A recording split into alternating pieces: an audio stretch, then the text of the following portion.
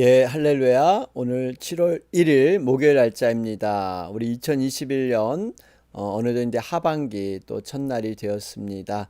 여러분 상반기 또 하나님의 은혜에 감사하면서 또 새로운 마음으로 우리 2021년 하반기 믿음으로 출발했으면 좋겠습니다. 오늘 본문 말씀 출애굽기 33장 1절에서 11절 말씀 함께 보도록 하겠습니다. 여호와께서 모세에게 이르시되 너는 내가 애굽 땅에서 인도하여 낸 백성과 함께 여기를 떠나서 내가 아브라함과 이삭과 야곱에게 맹세하여 내 자손에게 주기로 한 그 땅으로 올라가라. 내가 사자를 너보다 앞서 보내어 가나안 사람과 아모리 사람과 헷 사람과 브리스 사람과 히위 사람과 여부스 사람을 쫓아내고 너희를 적과 꿀이 흐르는 땅에 이르게 하려니와 나는 너희와 함께 올라가지 아니하리니 너희는 목이 곧은 백성인즉 내가 길에서 너희를 진멸할까 염려함이니라 하시니 백성이 이 준엄한 말씀을 듣고 슬퍼하여 한 사람도 자기의 몸을 단장하지 아니하니 여호와께서 모세에게 이르시기를 이스라엘 자손에게 이르라. 너희는 목이 곧은 백성인즉 내가 한순간이라도 너희 가운데 이르면 너희를 진멸하니니 너희는 장신구를 떼어내라. 그리하면 내가 너희에게 어떻게 할 것인지 정하겠노라 하셨음이라. 이스라엘 자손이 호렙산에서부터 그들의 장신구를 떼어내니라. 모세가 항상 장막을 취하여 진 밖에 쳐서 진과 멀리 떠나게 하고 회막이라 이름하니 이 여호와를 앙모하는 자는 다 진 바깥 회막으로 나아가며 모세가 회막으로 나아갈 때에는 백성이 다 일어나 자기 장막 문에 서서 모세가 회막에 들어가기까지 바라보며 모세가 회막에 들어갈 때에 구름 기둥이 내려 회막 문에 서며 여호와께서 모세와 말씀하시니 모든 백성이 회막 문에 구름 기둥이 서 있는 것을 보고 다 일어나 각기 장막 문에 서서 예배하며 사람이 자기의 친구와 이야기함과 같이 여호와께서는 모세와 대면하여 말씀하시며 모세는 진으로 돌아오나 눈의 아들 젊은 수종자 여호수아는 회막을 떠나지 아니하니라. 아멘. 예, 우리 출애굽기 33장 진행 가운데 있습니다. 어제 말씀이었죠. 출애굽기 32장 25절에서 35절 말씀. 참 안타깝게 이스라엘 백성이 아론을 중심으로 금송아지를 만들어서 하나님 대신에 우상을 숭배했던 것, 바로 원수들에게 조롱거리가 되었다는 것이죠. 방자하게 하여 원수에게 조롱거리가 됐다. 여러분, 이 방자하다는 것은 옷을 벗다. 다시 말하면 이방신을 섬길 때 이렇게 사용되었던 방식으로 지금 이스라엘 사람들도 행했다는 것입니다. 여러분, 이 모습을 애굽 사람들이 안다면 얼마나 조롱하겠습니까? 자신이 예배드리기 위해서 출애굽을 해놓고도 또 이방신에 빠져 우상에 빠지는 이 이스라엘 백성의 모습, 참 모순적인 모습입니다. 이럴 때 레위 자손을 통해서 3,000명을 죽이는, 여러분 레위 자손은 원래 온전하지 못한 예언을 갖고 저주를 받았던 족속이었죠. 디나 사건, 거짓으로 사람을 죽임으로 말미암아 야곱에게 너희들은 흩어져 살리라 하는 그러한 예언을 들었는데, 이로 인해서 하나님 앞에 다시 세운 바 되는 그러한 계기를 갖게 됩니다. 이 일을 행한 후에 결국 모세는 뒤돌아서 중보기도로 나아가게 되죠. 여러분, 우리가 중보기도의 정신, 중보기도의 태도, 어떻게 우리가 중보기도를 드려야 될 것인가? 정말 내가 희생하고 헌신해서 나를 통해서 여러분 한 영혼이 살아난다면 우리는 능히 정말 이러한 자세와 이러한 고백으로 우리가 나가야 된다라는 것이죠. 자, 그러면서 34절 말씀이었습니다. 분명히 약속한 가나안 땅의 백성을 인도하겠지만 나는 너희와 함께하지 않겠다. 그리고 너희 죄악들이 반드시 보응할 날이 올 것이다 라고 말씀하셨습니다. 자, 그러면서 오늘 이어지는 말씀, 하나님께서 어떻게 이스라엘 백성을 다룰 것인가, 또 이러한 속에서 모세는 어떻게 하나님과 교통하는가 하는 것들을 알 수가 있습니다. 오늘 33장 1절 말씀을 보시면 하나님께서 모세에게 이르십니다. 너는 내가 애굽 땅에서 인도하여 낸 백성과 함께 여기를 떠나서, 그러죠. 32장 7절에도 비슷한 얘기가 나왔죠. 내가 애굽 땅에서 인도하여 낸 너의 백성, 그렇죠? 너의 백성. 그러니까 하나님의 백성이 아니라 모세 너의 백성, 이렇게 말씀하고 계십니다. 출애굽기 20장 2절 말씀을 보면요. 나는 너를 애굽의 땅 종되었던 집에서 인도하여 낸 너의 하나님 여호와로다. 사실 이스라엘 백성들이 이렇게 금송아지 사건의 전에는 하나님께서 직접 너희는 나의 백성이고 나는 너의 하나님이다 말씀해 주셨는데, 이러한 범죄함을 통해서 이제는 이스라엘 백성과 하나님의 관계가 단절되는 이러한 모습이 등장하고 있습니다. 그러면서 가나안 땅으로 인도는 하되 내가 너희와 함께 동행하지는 않겠다 말씀하시죠. 3절 말씀을 보면 나는 너희와 함께 올라가지 아니하리니. 여러분 지금 상황을 여러분 좀 이해하십니까? 하나님과 이스라엘 백성들, 하나님과 백성의 관계, 이러한 아름다운 관계였는데 우상 숭배로 말미암아 파괴되는, 여러분 우상 숭배는 죄악이죠. 결국 거룩하신 하나님께서는 죄인과는 함께할 수 없는 엄격한 분명히 죄와는 사이가 있다는 것입니다. 이사야 59장 2절 말씀에도 오직 너희 죄악이 너희와 너희 하나님 사이를 내었고 너희 죄가 그 얼굴을 가리워서 너희를 듣지 않으시게 한다. 여러분 이 죄의 심각성을 우리가 다시 한번 돌아봐야 합니다. 하나님과 동행하고 임재하는 데 있어서 우리가 죄가 있다면 하나님은 우리를 가까이 하지 못하시는 것이죠. 이 죄로 인해서 생명과 복의 근원 대신 하나님과의 관계가 무너져 버리게 됩니다. 단절되는 것이죠. 여러분 그렇기 때문에 우리는 어찌하든지 죄를 멀리하는 그러한 우리가 되어야 될 줄로 믿습니다. 그러면서 2절에 내가 사자를 너보다 앞서 보내어 가나안 사람과 아모리 사람과 기타 다른 족속들을 쫓아낼 것이다 말씀하고 있죠. 여러분 사실 가나안 땅에 들어가게 되면 이스라엘 백성들 스스로는 가나안 땅을 차지할 수가 없습니다. 왜냐하면 가나안 사람들은 철기 문화, 또 이스라엘 백성들은 싸움을 제대로 해본 사람들이 아니죠. 목동으로서 양을 쳤던 사람들, 더군다나 여기는 청동 문화였습니다. 군사적으로 아무런 훈련도 받지 못하는 사람들이 가나안 족속들을 싸워서 이길 수 있느냐? 없습니다. 결국에는 하나님께서 함께 해주셔서 하나님이 싸워주지 않으면 여러분 이 가나안 땅을 감히 넘볼 수 없는, 그래서 여러분 실제로 여리고 정복하고 아이성을 실패하는 사건을 통해서 하나님이 대신 싸우신다는 것을 배우지 않습니까? 마찬가지입니다. 우리가 하루하루 이 땅에 살아갈 때 여러분 우리는 우리 스스로가 노력해서 성공하고 우리가 어떠한 열정으로 이 땅에서 제대로 살아가고 있다 생각하는데 여러분 그렇지 않습니다. 우리가 보이지 않고 생각지 못해서 그렇지 하나님께서 얼마나 많은 도움의 손길을 통해서 인도해 주시고 우리를 이끌어 준 줄 모릅니다. 더군다나 우리는 특별한 일이 있어야 뭔가 은혜를 많이 기억하고 또 어려움 속에서 뭔가 확 상황이 반전돼야 드라마틱한 은혜를 생각하는데요.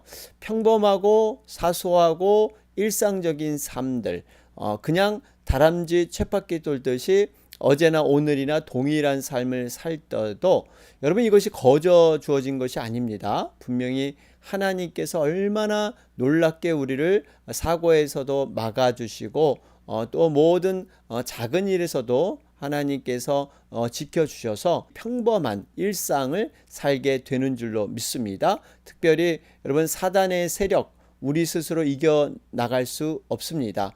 성령님의 그 인도함과 하나님의 도우심, 그것을 통해서 우리는 끊임없이 하나님 나라 가나안 땅으로 우리는 한 걸음 한 걸음 나가는 것이죠. 그래서 우리 대장 대신 예수님을 늘 앞세우고 나갈 때 우리는 온전한 승리를 누리게 될 줄로 믿습니다.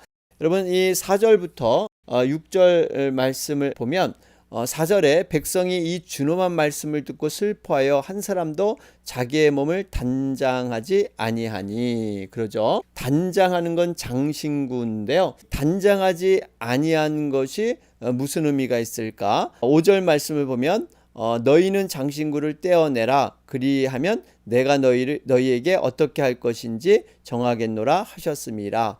여러분, 여기 보면 이게 단장하는 것, 장신구, 과연 이것을 떼어내는 것이 하나님과 어떠한 관계가 있는가, 이렇게 생각할 수 있는데요. 사실 이 장신구는요, 각종 형태의 신상들이 아로 새겨져 있는 우상 숭배를 위한 것들이 많이 있었습니다. 그래서 이 장신구는 출애굽할 때 갖고 나온 것들이죠. 그러니까 장신구를 제거하라는 의미는 이제부터라도 애굽에서 있었던 우상 숭배의 문화, 이런 관습 습관을 다 끊어라, 이런 의미가 있습니다. 그러니까 이스라엘 백성들이 장신구를 몸에 지니고 있으면서 무의식적으로 우상 숭배의 영향에 그들은 빠져 있었던 것입니다. 자, 이것을 이제는 분명히 단절하고 깨끗이 정리하고 온전히 하나님의 백성으로 돌아오라 하는 의미가 있습니다. 자, 그러면서 목이 곧은 백성인즉, 그러죠. 목이 곧은 백성인즉, 이 말씀이 또 3절에도 너희는 목이 곧은 백성인즉 이렇게 두 번 반복이 됩니다. 그러니까 얼마나 하나님을 버리고 이스라엘 백성들이 교만한 그러한 자였는가. 여러분, 이 교만은 결국 하나님 앞에 온전히 쓰임받지 못할 뿐만 아니라 하나님과의 관계가 이어질 수가 없습니다. 여러분, 이 교만하다는 것은 우리가 반드시 회개해야 될 것이죠. 여러분, 이 다윗을 보세요. 다윗은 물론 죄를 짓고 그는 범죄함이 있었지만 그가 가장 두려워했던 것은요, 자신의 죄로 인한 어떤 심판과 처벌보다 이 죄로 인해서 하나님과의 관계가 끊어질까봐, 성신이 거두어질까봐 이것을 가장 두려워했던 사람이 다윗입니다. 그래서 그가 74편이라는 그러한 많은 시를 그는 지었죠. 그런데 그 시편의 내용 중에 주된 내용은요, 주의 얼굴을 내게서 멀리하지 마옵소서, 돌리지 마옵소서. 결국 하나님과의 관계가 단절되지 않기를 간절히 소망했던 사람이 바로 다윗입니다. 그렇기 때문에 인생에 가장 슬프고 위험하게 생각할 일은요, 하나님과의 관계, 이것이 소홀해지고 단절되는 것, 여러분, 이것이 가장 무서운 것입니다. 그렇기 때문에 우리가 어찌하든지 깨질까 두려워하는 하나님과의 관계를 늘 견고하게 세우는 데 힘써야 되고요. 또 성령님을 통해서 늘 민감하게 우리 자신을 돌아보며 반응하는 것, 여러분, 이것이 우리가 온전히 또 하나님의 자녀로 거듭나는 길인 줄로 믿습니다. 자, 그러면서 모세의 명령 앞에 그들이 다 장신구를 떼고 겸허하게 회개의 모습으로 나아갑니다. 그러면서 7절 말씀을 보면 모세가 항상 장막을 취하여 진 밖에 쳐서 진과 멀리 떠나게 하고 회막이라 이름하니 여호와를 앙망하는 자는 다 진 바깥 회막으로 나아가며, 그러죠. 여러분, 이 회막은 만남의 장소, 이것이 강조되어 있습니다. 이 회막에서 하나님을 경배하고 하나님께 기도하면서 이렇게 하나님의 임재를 경험했던 것이죠. 그런데 그 전에 성막이라는 것, 지금 회막은 금송아지 사건 이후에 이스라엘 백성들 간에 등장하는 것이죠. 그런데 그 전에 성막, 여러분, 성막은 사실 이스라엘 진 중에, 그러니까 이스라엘 그 대열 가운데 중심에 설치된 것이 성막 회막이었습니다. 그런데 오늘 이 모세의 회막은요, 진 밖에 있다 그래요. 진 밖에. 여러분, 이 의미를 좀 우리는 새겨봐야 합니다. 하나님과 이스라엘 백성의 관계를 지금 보여주고 있습니다. 과거에는 성막대는 이렇게 진중 안에 있었는데, 지금의 이 회막대는 바로 진 밖에 설치되어 있는 것. 이것은 하나님께서는 죄가 있는 곳에 임재하지 않는다 하는 것을 우리는 알 수가 있습니다. 여러분, 이것을 요즘에 우리 교회에 적용을 해본다면요, 교회 안에 하나님의 임재가 충만한 은혜가 흐르지 않으면 여러분, 교회는 그 자체의 의미가 없습니다.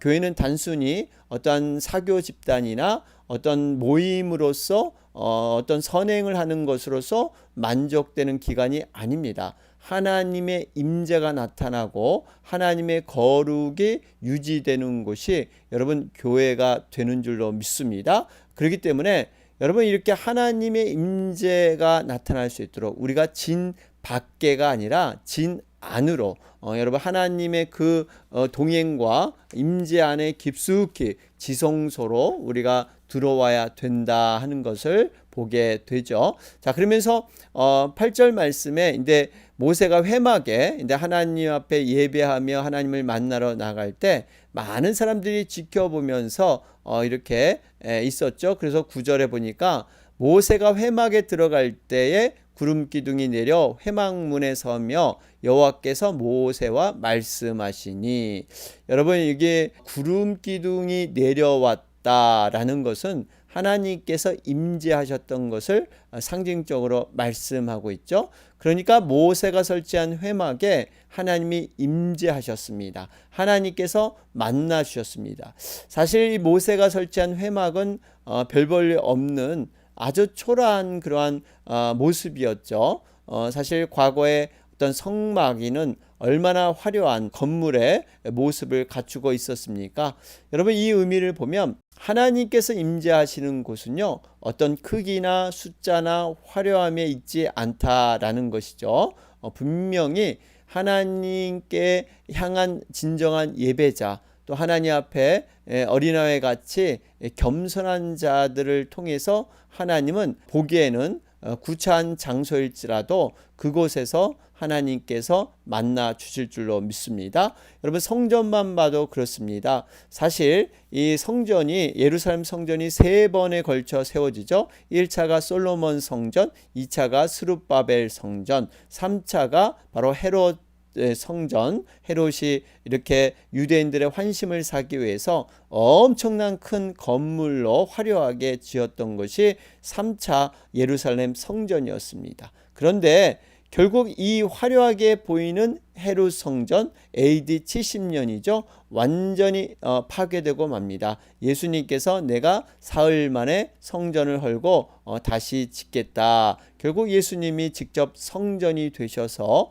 이런 말씀을 하신 것이죠. 이 의미는 우리가 겉으로 보는 것으로 여러분, 하나님의 임재가 있지 않습니다. 진정한 예배자들이 모여 있는 그 예배, 여러분, 그 한두 사람 예수님의 이름으로 진실되게 모인 곳에 정말 예수님의 영이 그곳에 함께하는 줄로 믿습니다. 정말 하나님 앞에 진정한 예배자, 이것이 중요하다라는 것을 깨닫게 됩니다. 자, 그러면서 10절 말씀을 보면 모든 백성이 회막에 구름 기둥이 있는 걸 보았죠. 하나님의 임재를 보면서 각기 장막문에 서서 예배하며, 여러분, 이렇게 예배는요, 하나님의 임재 앞에 거룩히 스스로 나가는 겁니다. 강제로 동원해서 억지로 하는 것이 아니라 지금 이 백성들은 지금 성령의 그 인도함이 있었던 것이죠.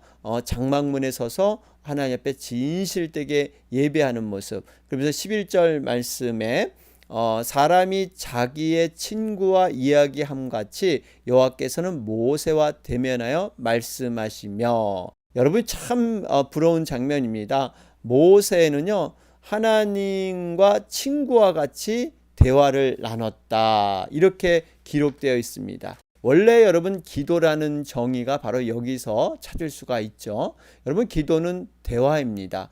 쌍방 간의 소통, 서로 간에 정말 이 마음을 다 내놓고 이렇게 상의하고 의논하고 허심탄회하게 얘기를 나누는 것. 이게 바로 기도입니다. 그래서 어떤 분은 기도가 굉장히 어렵다 생각을 하시는데요.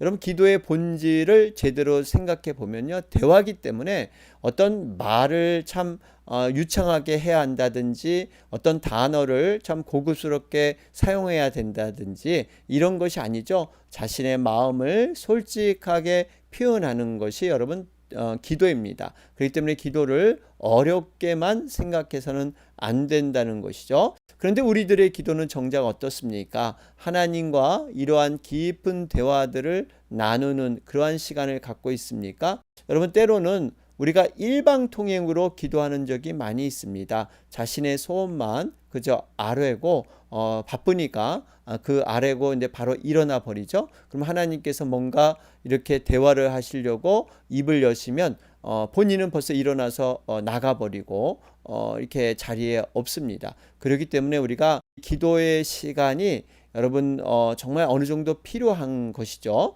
기도가 깊이 들어가려면 여러분 처음부터 깊이 들어갈 수가 없습니다. 우리가 세상에서 많이 이런 타락된 이러한 그 문화와 또 우리의 타락한 육신의 모습 때문에 여러분 이것을 이렇게 성령님을 통해서 가다듬고 깨끗하게 하며 다시 한번 깊은 기도로 나가려면요 약간의 시간들이 필요합니다.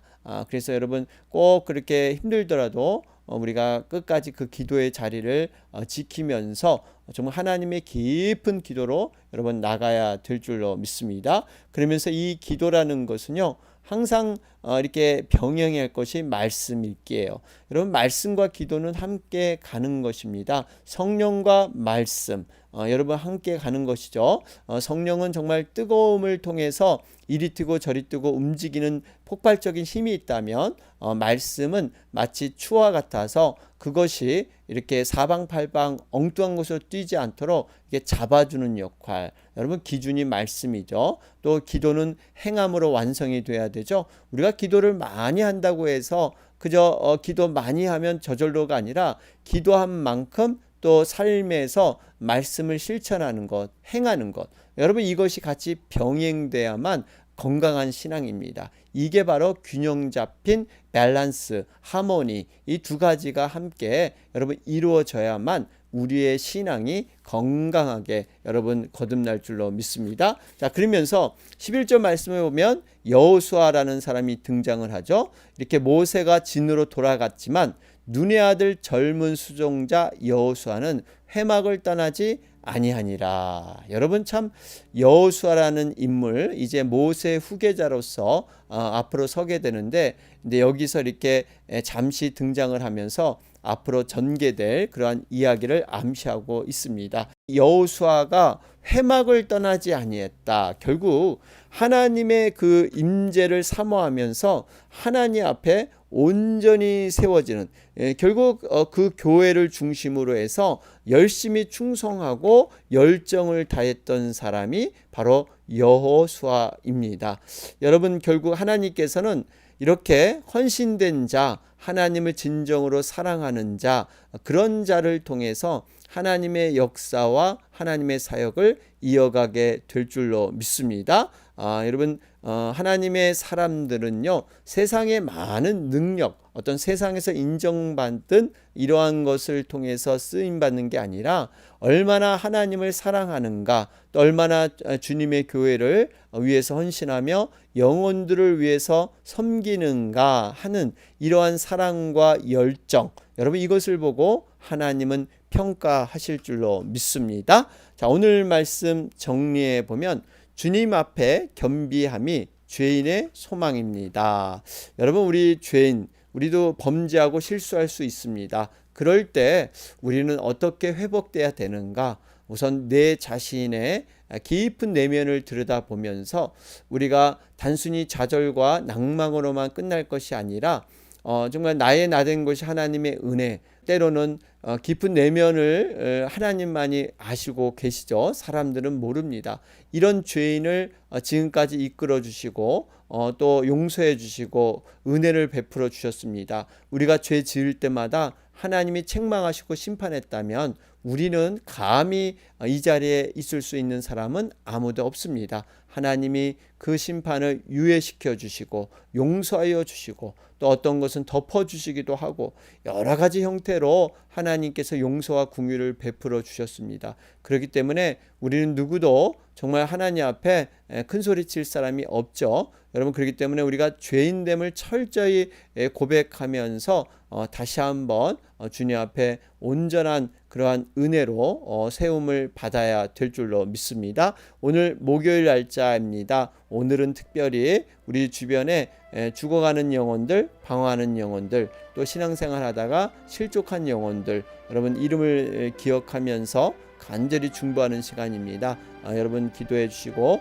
우리 김영숙 권사님 여러분 계속해서 정말 치료를 강건하게 이길 수 있도록 위해서 계속해서 기도해 주시기 바랍니다. 다 같이 기도드리겠습니다.